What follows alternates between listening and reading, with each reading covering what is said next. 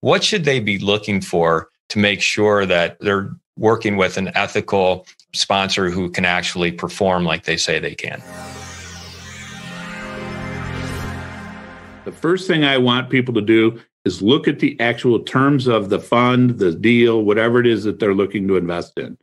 And ask yourself, is it possible for that sponsor, that fund manager, that whoever to do well if the investors don't?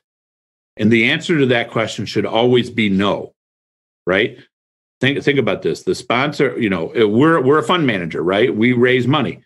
When we do that, we are asking folks to take a leap of faith and trust that we know what we're doing and that we're getting them into a good deal and that we believe we're going to make money.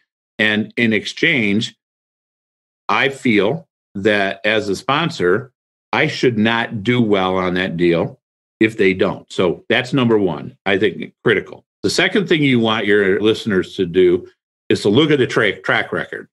Have they done the same deal types? Have they done them in similar neighborhoods?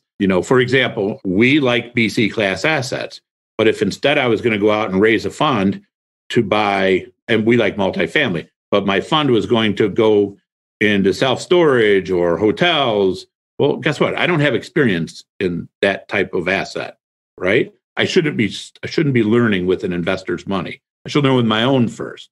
Once I understand the market, then I can go get investors to do that. So you want your track record to be similar deals, similar types of assets, and similar business plans, because now hey, this guy or gal's done this.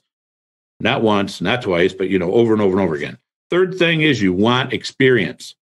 So real estate, if you think of 08, 09, I don't know if you were in the business then, but 08, 09 was a tough period.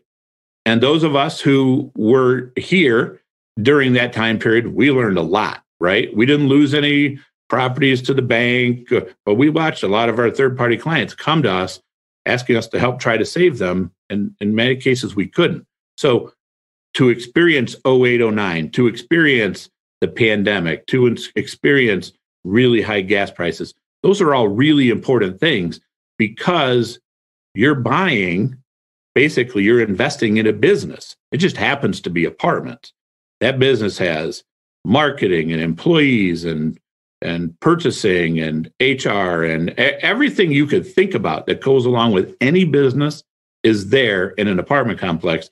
And you want a management team, a syndicator or a sponsor or a fund manager to have experience so that when it comes time to make critical decisions, like what are you going to do in March of 2020?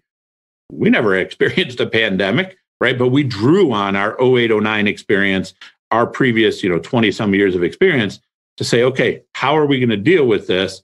Let's not overreact. Let's not underreact. We really approached it and we ended up being successful through the process because we actually reevaluated the entire way we operated our businesses, our properties. We're vertically integrated, so we manage our own properties.